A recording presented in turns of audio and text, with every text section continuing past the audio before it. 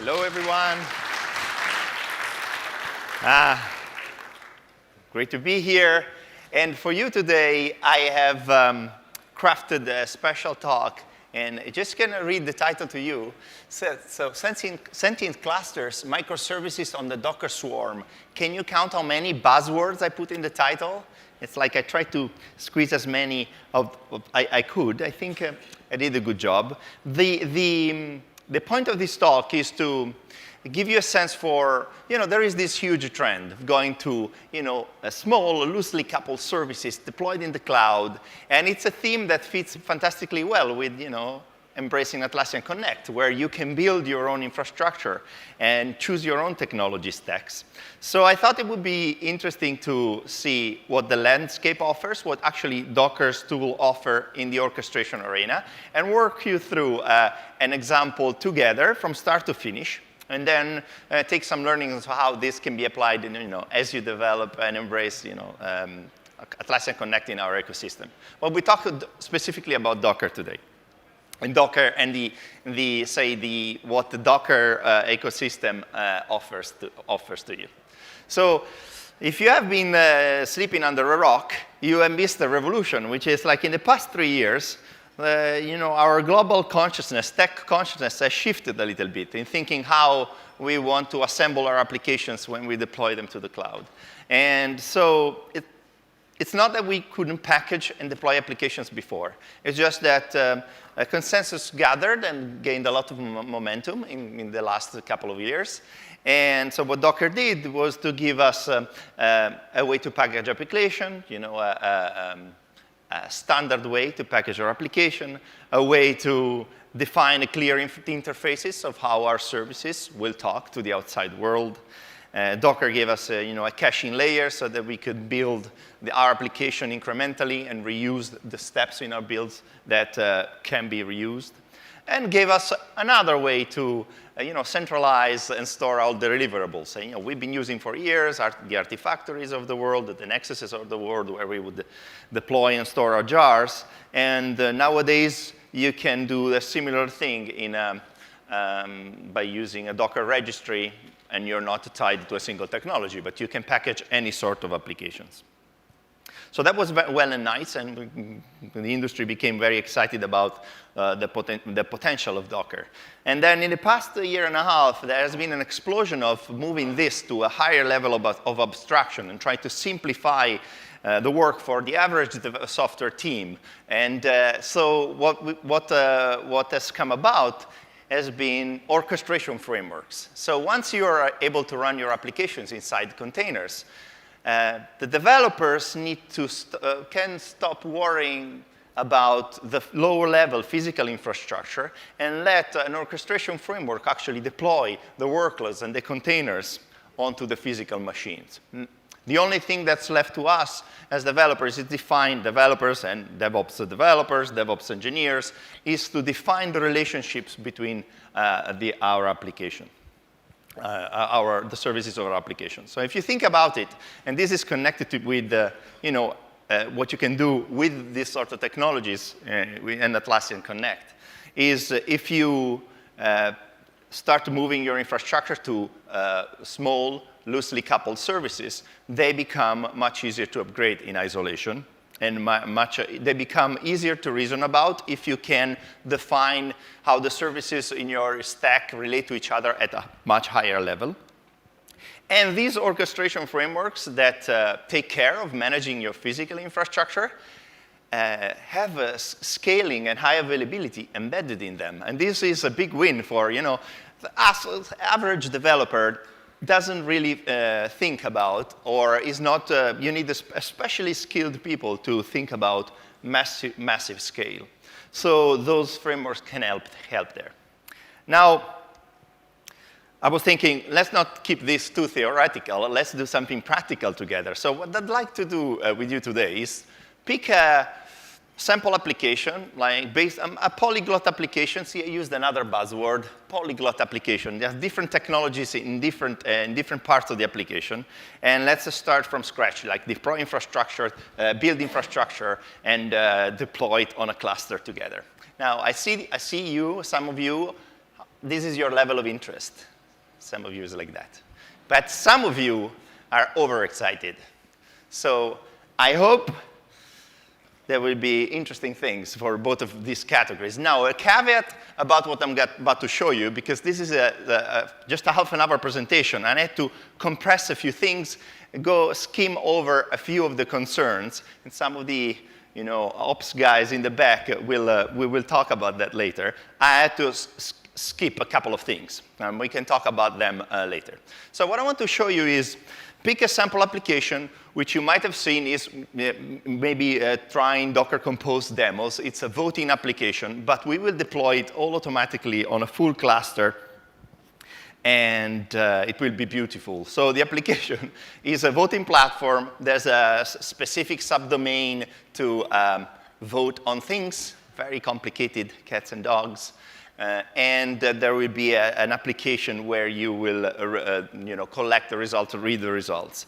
So you could have done this in a central way, just like a monolithic application, just a front end and a back end and a database, and be done with it. But we want to do this the modern way, in microservices, making sure that we can scale infinitely and maybe leave things to every specific part of your application, leave it to a different team, free to choose its own technologies. And in connection with embracing Atlassian Connect, as you develop and integrate in the platform, you can choose and develop your services in any kind of technologies. So this is how I imagine this application will build together, will look like. We'll need a proxy at the front. Can I use the pointer? I just switched it off. Sorry about that. So you will have, at the front of the application, a reverse proxy, a load balancer. The users that want to vote will go to the voting application. The voting application needs to respond and store votes really quickly. So it will store the votes temporarily into Redis key value store. And then we'll have a worker written in Java that will copy those votes from the key value store and stores them into a Postgres database. And actually, the actual results of the voting will be served from Node.js application, and the reverse proxy will serve traffic to the Node application itself beautifully. So this is the architecture that I had in mind. Now, if we have to deploy all this from scratch, we need a few pieces of infrastructure to make it happen. And this is where I show you where the Docker ecosystem provides you the tools to do this the right way. The first thing we need is we need something to provision machines, so like create machines that can run Docker and where our services can run, and hopefully done this as automatically as possible. So to do this, we'll use a Docker machine.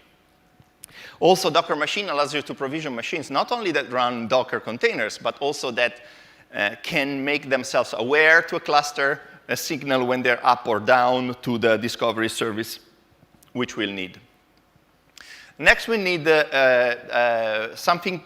This is where we talk at a high level how the services in our application are related to each other, which ports should be open, which service should access which other service. And for that, we'll use Docker Compose and a configuration language that Docker Compose uses. Third, we need a cluster manager. The cluster manager in the Docker's own ecosystem is the Docker Swarm. It keeps track of which machines are part of a cluster. It can deploy application services to containers on a cluster following some business rules like filters and affinities. And I'll tell you much more in detail what we can do with that later. And as a side, at the side of all this, you need some cross concerns that will need to be there for everything to work. For example, if you have different machines running on different data centers, they need to be part of the same network for the machines to be able to talk to each other. We can do that using Docker network, which is now a first-class command of the Docker ecosystem. And you will need, eventually you'll need volumes, cross-cluster volumes, and other concerns. For example, other things we need a way to distribute load across all the services that want to respond to certain subdomains. We need a way to manage distributed logging. Some of these things I'll cover, some of these things I will elegantly gloss over.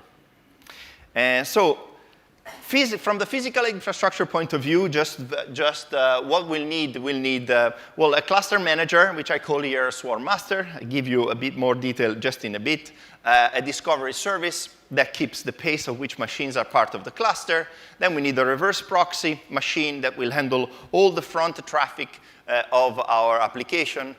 Then one or more machines allocated for the services, the Node.js application, the Python application, the workers, and that we can scale out as much as we need. And maybe it's slightly different kind of machines where we'll beefier with a bigger hard drive, faster, bigger disks to handle database loads. Once we have all this, obviously we'd like the swarm manager, the cluster manager, to be able to deploy and manipulate things that are happening on those other machines. So in fact, what I want to give you is a word about Docker Swarm for people that haven't played with it or haven't heard of it before. It is the cluster manager built by the Docker team, by the Docker open source team. And the architecture of Docker Swarm is more or less this one. There is a master called the Swarm master, which can be a redundant master, which has a scheduler inside that can deploy workloads on Swarm nodes. Now, the Swarm master, to know which machines are part of a cluster, it uses a discovery service, which is pluggable. So there's quite a few discovery services nowadays available and popular. There's etcd, there's Consul. In this specific example, I will use Consul, who is a discovery tool, and also key value store to keep track. For example, it allows you to keep track of the machines that are part of a cluster. And the beautiful thing about this is that the provisioning tool that we'll use, Docker Machine, can make use of Consul out of the box. So we start from scratch. We want to create the machines that we will use to build this infrastructure. To provision the machines that can run any any application packaged with Docker, we can use Docker Machine. So Docker Machine is a command line tool that has support or drivers for a vast number of interfaces as service providers. And so if you have already an Amazon account, you can use Docker Machine to create hosts on Amazon. If you use the Google Cloud, you can use the Google Cloud, Rackspace, DigitalOcean, Microsoft Azure. Docker Machine supports all of those and more. The way it works is relatively simple. When you want to create a machine, you type Docker Machine, create. You specify the driver, which you should read the provider that you want to use. You can even create machines locally if you want. And then you have to pass a few parameters. So in this example, I was using a DigitalOcean account. So I need to pass my authentication key. I need to specify on which region I want the machine to be created. And I have to give it a name. This goes onto the provider, creates the machine with Docker installed, ready for me to run Docker commands on it right away.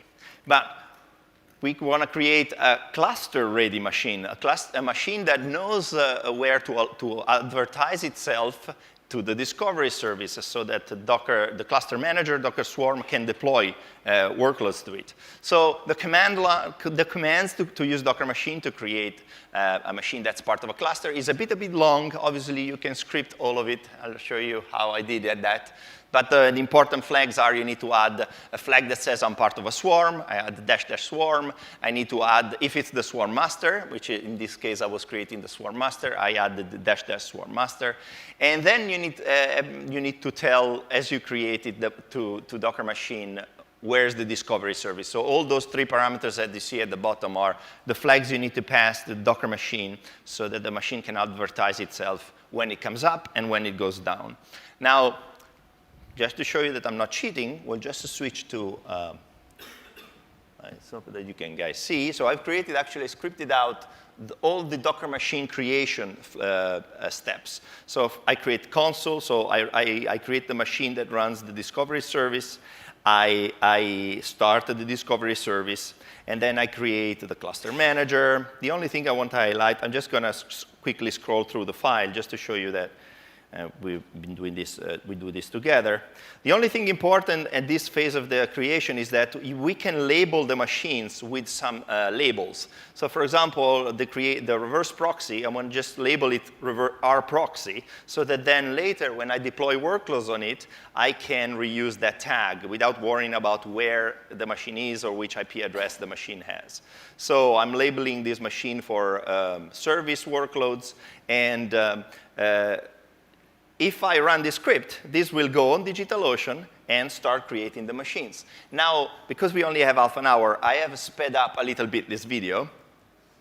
And otherwise, it would take a few minutes. Depending on the infrastructure and the machines and the providers, this might take more or less time. So just to speed through it. And after this is done, we should have 5 machines created ready, part of our cluster. So I see that a little bit of the screen. Oh, the screen is not cut. That's nice. So if I get to the end of it and I just ask Docker machines, OK, show me all the machines I've created, you'll see I have created. I just hide a few ones because I have a few more. You see I have created 5 machines. 4 are part of a cluster. 1 is not. And 1 is a reverse proxy. 1 is a database, and so on. And if I can now switch my Docker local command to give commands to the entire swarm cluster by evaluating a couple of environment variables. And then if I type docker info, you'll see that I now have, maybe it's hard to see, but I have 4 nodes available to me now to deploy applications on it. You don't have to get caught up too much in it because I have overview slides to review this. So in the end, at the end of all this creation, I have created 5 machines. 1 is the discovery service. 1 is the cluster manager, the database reverse proxy. And now you'll see it at command line, and you think, yes, but I see only like text. But this actually happened. If you go into the DigitalOcean UI, you just see that those machines are there, and I'm billed by the minute for running them.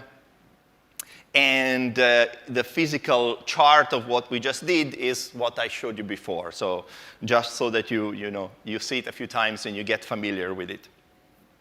Now here's when, once this all is configured, this is where the beauty happens, the magic happens. And because now we can use Docker Swarm and define the rules on how to deploy our services at a fairly high level, conceptual level. So now we can tell Docker Swarm, first we can decide which strategy to use to deploy our applications onto this cluster. And we can tell Docker Swarm to use a spread strategy. That means use as many machines as possible, spread the load of all these applications, all these services across as many machines as possible. And we can use a bin pack strategy that says, actually, I want to conserve resources. Please try to squeeze as much computing power as possible on as little number of machines as possible. I can also use a random strategy. And then I can use filters to tell Docker Swarm how or where on when to deploy services. For example, I can say, I only want to run this application where an SSD is available because it's a performance-intensive application. Or I only want to run this login service and use an affinity filter. It says I only want to run this login service on the same machine where this web application it needs to log is running. Otherwise, it doesn't make sense to run this login service. So you can give business rules and at a high level of where you want these workloads to happen. So with all these techniques, with these filters and affinities, now we have all the tools to run a configuration that will deploy the reverse proxy and Nginx onto the reverse proxy machine. The Node.js application for the results on one or more of the services boxes, the Python application, the voting application on a service machine, the Java worker also in there. And we would like automatically to deploy the Postgres database onto the database machine, properly linked and configured to all of that. There is one bit missing, obviously, to make all of this work, where I need to write some configuration where I explain how all these services should be tied together. So we need to link all of these services together in some kind of configuration. And we do that using another tool in the Docker orchestration toolbox called docker-compose. Docker Compose is a command line tool and a format of configuration file based on YAML. Very similar, very simple, very easy to read and structured, that allows you to define how the services in your application are related to each other. And now to make all this demo application work, we need to go through, and I want to show you how you define them. And it's relatively readable, and I can see you giggling in excitement because you want to see how that's done. I know it's wishful thinking, but I like to think that you're giggling. You're not giggling. But OK, so when defining the services is just a simple single file where you define your services. This is version 2 of the Docker Compose configuration. So as you can see, I have defined a voting application. I specify the image where I have packaged the release I want to deploy of the voting application. I specify which ports with the voting application expose, and on which images it depends on. So the latest version of Docker Compose now you can specify on which services you are depending on. So in this case, the voting application depends on Redis. And at the bottom in the environment variables area, you can specify those filters and affinities that I mentioned Docker Swarm supports. So we can specify that the voting application should run on an instance that we tagged for services. So that instance equals service you see there. We also define an environment variable, virtual host, which is the one that we use from the reverse proxy, so that the reverse proxy will direct traffic to this specific service. I'll explain you a bit more about that in a second.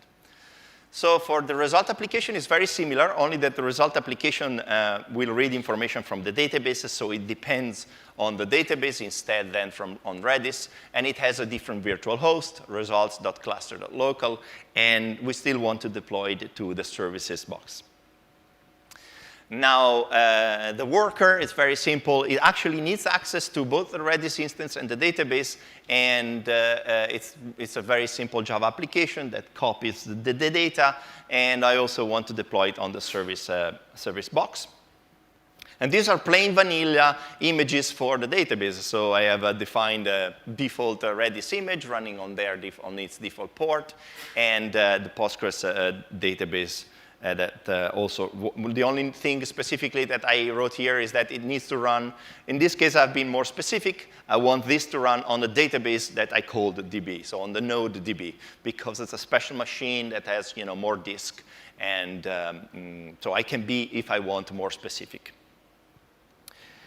There is one missing bit from all this configuration I showed you, which is how do I configure the reverse proxy? The reverse proxy needs to see all the applications coming up and maybe multiple versions, multiple instances of their applications, and start directing traffic dynamically to those applications. So to do that, we can use a project called Nginx Proxy. And what Nginx Proxy does, it does monitor the streaming of events from the Docker Swarm cluster. And whenever a container comes up, it checks, does it have a virtual host environment variable?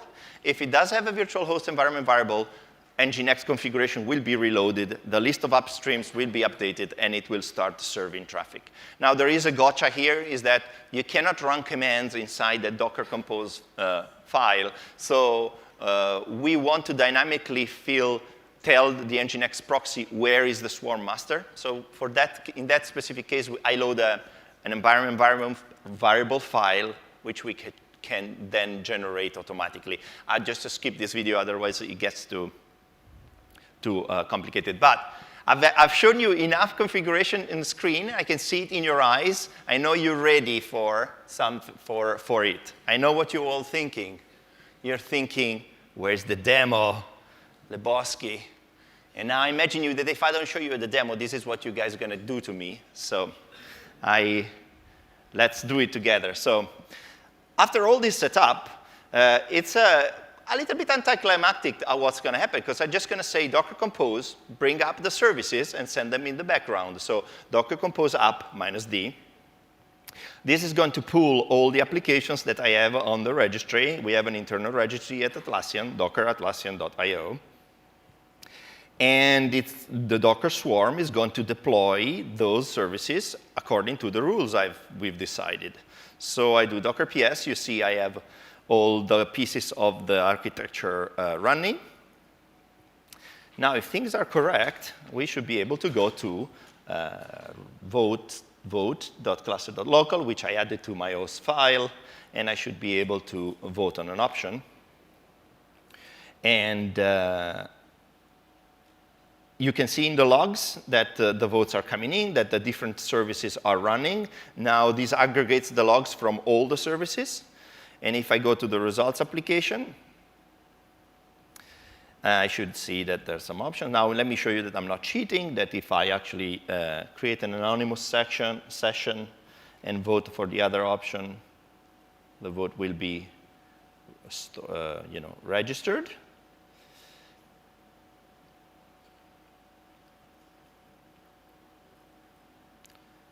And I vote for the other option.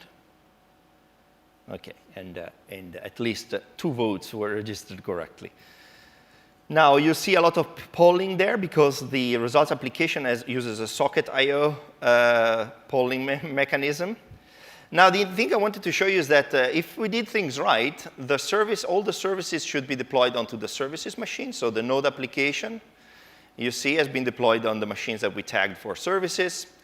The Python application also runs on the services machine, and the database application runs on the Postgres runs on the database machine, and so on. So it seems that our compose configuration and the cluster has received the hints correctly and has deployed our infrastructure in the right place. Magic. So now, this is nice and interesting, and you can see how you just define this high-level configuration file, and automatically, the cluster manager deploys your application in the right place in your infrastructure. And what about scaling? So I told you that these orchestration frameworks allow you to scale up and handle high availability in a slightly easier way than we're used to. Is that true? So let me show you how that would work if we scale up the application. So how hard it would be to scale up. Now imagine the results are being hammered. The results application, everybody wants to see who has won the European Song Contest, or like this fantastic poll about cats and dogs. So we need to scale up. So let's create a new machine, a new services machine. So I type docker machine create. I specify a region. I specify that it's part of a swarm. And I create it on DigitalOcean as I created the other ones, because we want to scale our services infrastructure by one machine. So this goes out to DigitalOcean, provisions an immediate new machines, and advertises the machine onto console. And now, if I want to scale, just to show you that I have a new machine available, it's called the services 2. It's a different IP address, still part of a cluster.